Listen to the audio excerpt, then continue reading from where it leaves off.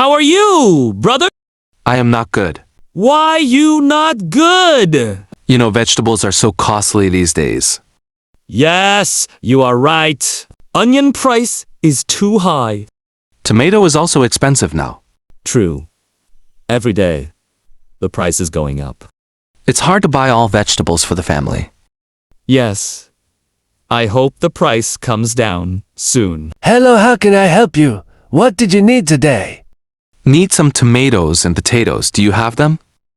Yes, of course. The tomatoes are very fresh and the potatoes are good quality. How much would you like?